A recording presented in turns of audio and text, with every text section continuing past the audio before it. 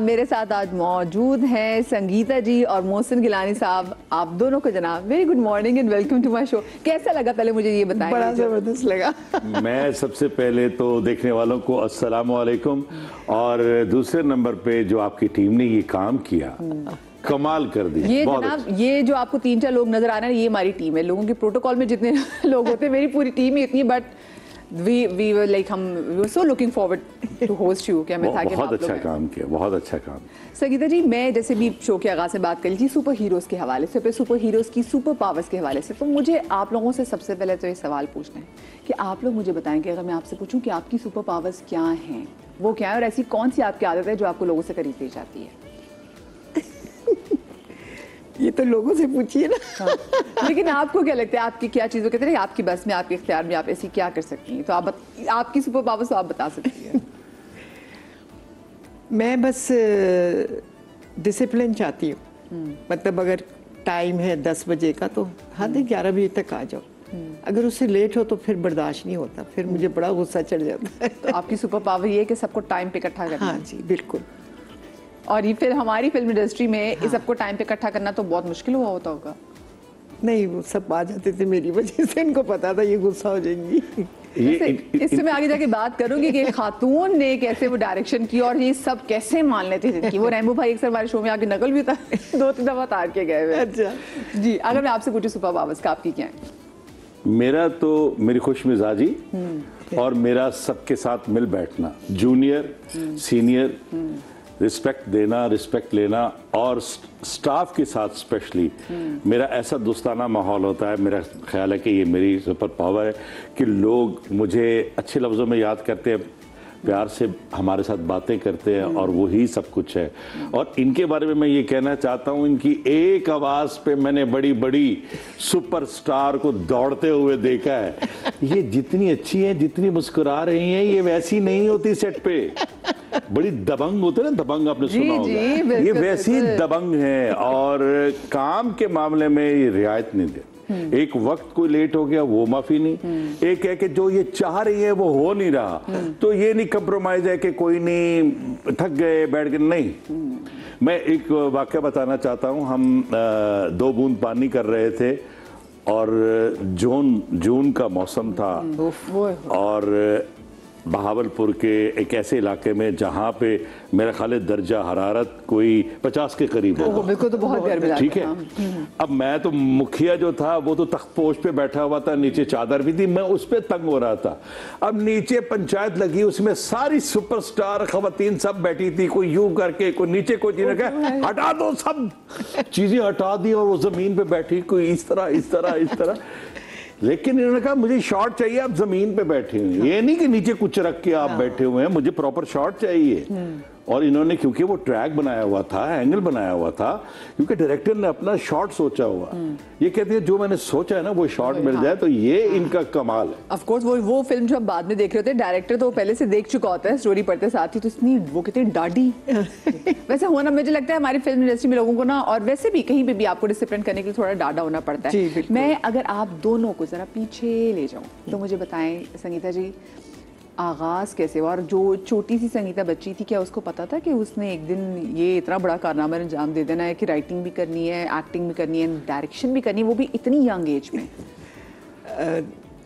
जब मैं इंडस्ट्री में आई 13 साल की थी, कंगन फिल्म में, बिल्कुल बच्ची थी, और मुझे नहीं पता था एक्टिंग क्या होती। जैसे वो रहमान साहब मुझे कहते थे, मैं वैसे ही सेम उनको ही कॉपी करती थी। और साड़ी भी पहना दी उन्होंने फर्स्ट टाइम, समझ ही ना आए साड़ी। खैर वो फिल्म तो कंप्लीट हो गई, फिर रिलीज़ हो गई, फ्लॉप हो गई। फिर लाहौर से बुलावा आया, फिर मैं वहाँ गई। वहाँ पर मैंने 1 साल में 7-8 फिल्में की। उसमें एक फिल्म थी ये अमन, उसमें हिंदू लड़की का रोल था, और वो इतने अवार्ड मिले मुझे उसमें। और उसमें एक गाना बड़ा ज़बरदस्त था, जुल्म रहे अमन भी हो क्या मुमकिन, बड़ा ज़बरदस्त गाना है। संगीता जी, पहला ऑडिशन आपको याद है? और मतलब कैसे वो उस ऑडिशन में भी आना कैसे हुआ, ये बताएं। 13 साल में तो आपने एंट्री मार दी। कुछ भी नहीं था, मैं तो घर पे स्कूल से आई थी, तो हमारे घर रहमान साहब आए थे खाने पे, तो उन्होंने मुझे देखा और उन्होंने कहा बस ये मेरी फिल्म की हीरोइन है। इस तरह अचानक ही हुआ। तो आपके घर में किसी ने कहा नहीं अभी तो बच्ची बहुत छोटी है, तो स्कूल पर में जाती है? लेकिन वहाँ पर लोग छोटी उम्र की लड़कियों को ही लेते थे हीरोइन में।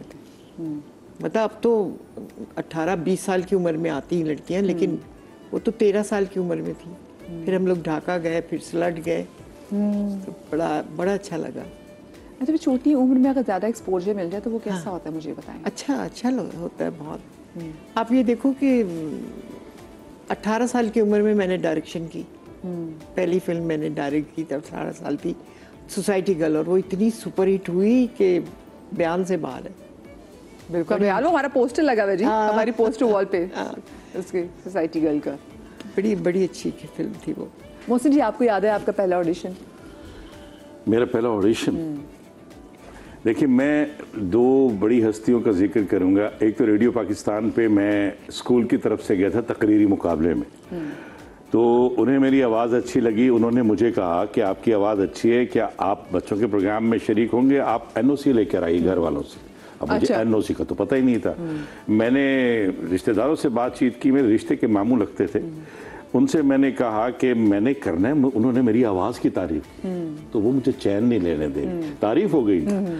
तो उनसे एक दरख्वास्त लिखवाई वालिद साहब के, अल्लाह उनके दर्जात बुलंद करे, खुद दस्तखत किए और पेश कर दी कि जी कोई रुकावट नहीं, आप इनको काम करने दें। मैं रेडियो आर्टिस्ट हो गया। 48 बरस हो गए मैं आज तक माइक के साथ जुड़ा हुआ हूँ। मेरी दोस्ती है, मेरा इश्क मेरा माइक है। कहते हैं रेडियो के एडिक्शन है, जो कभी जो जिसने रेडियो पे काम किया हुआ है उसको वो जो लुत्फ रेडियो पे काम करने का मिलता है वो कहीं और नहीं मिलता। Is it true? बिल्कुल 100%।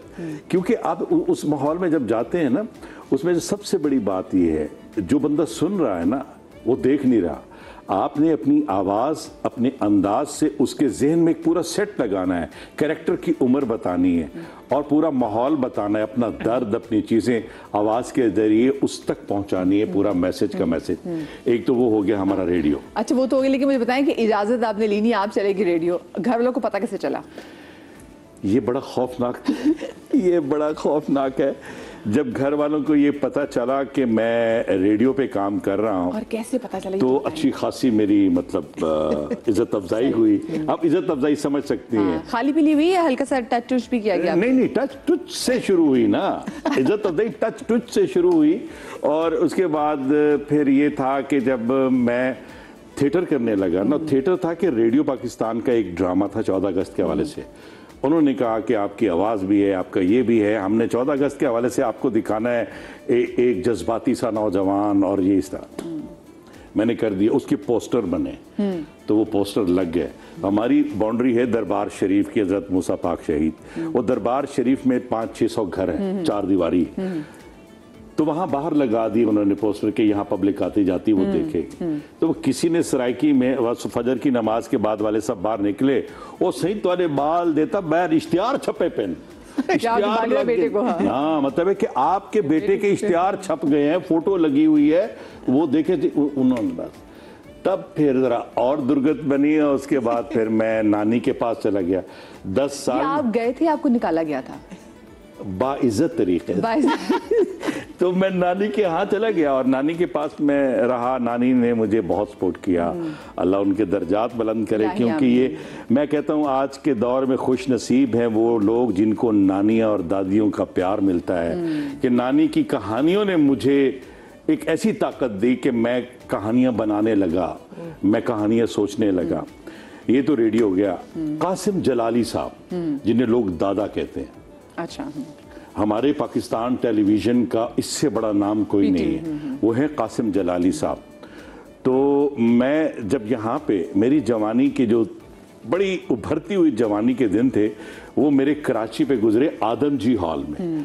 उनमें जावेद शेख साहब, उनमें उमर शरीफ साहब, उनमें लियाकत सोल्जर, उनमें शहजाद रज़ा, उनमें ये सारे हमारे जो आर्टिस्ट थे, इस्माइल तारा साहब वो भी, और ज़ेबा शहनाज साहबा, मैंने इन लोगों के साथ काम किया।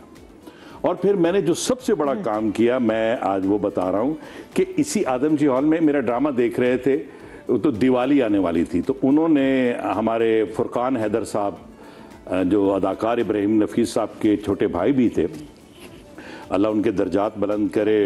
उमर शरीफ साहब के उन जितने भी ये लोग हैं ना, वो प्रमोटर थे, उन्होंने बाहर के मुल्क में पाकिस्तानी ड्रामे को मुतारिफ करवाया। तो उन्होंने उनके पास आए, उन्होंने कहा कि क्या ये सैयद साहब हमारे राम का कैरेक्टर कर सकते हैं? उन्होंने कहा आप उनसे पूछ लें, मुझे लगता नहीं कि वो करें, लेकिन आप कह लें। तो वो मुझे उन्होंने कहा कि जी हमने राम का किरदार करना है, हम आपस में जो हमारी हिंदू बिरादरी है उसमें हमारे आर्टिस्ट हैं, हम वो ड्रामा करते हैं। तो हमने ड्रामा देखा तो हम कहा अगर ये राम करेंगे तो ज़्यादा अच्छा होगा। 1984 और सोच लीजिए कि मेरी जवानी का भरपूर एक टाइम था।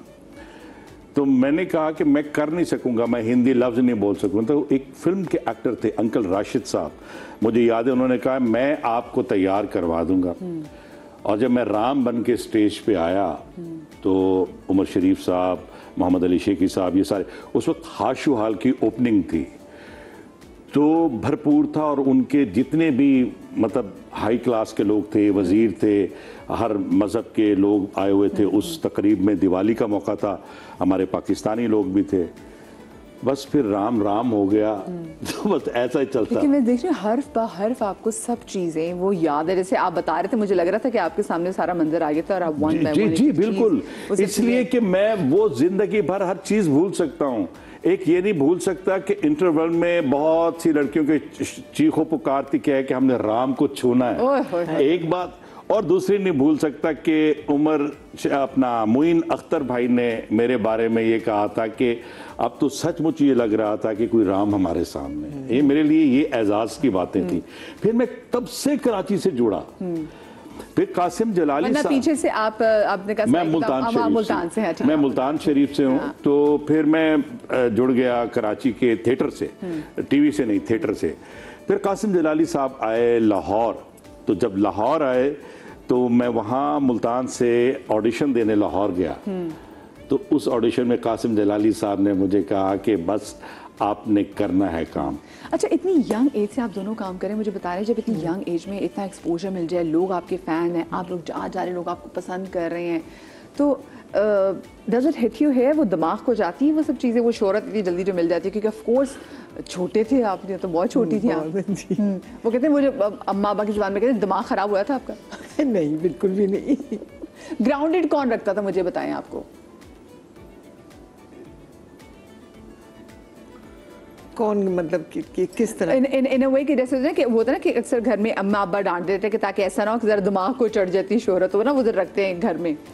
मैं तो बहुत ही डरती थी अम्मी से, बहुत गुस्से वाली थी, सेट पे मार भी देती थी। ना करें, सच्ची।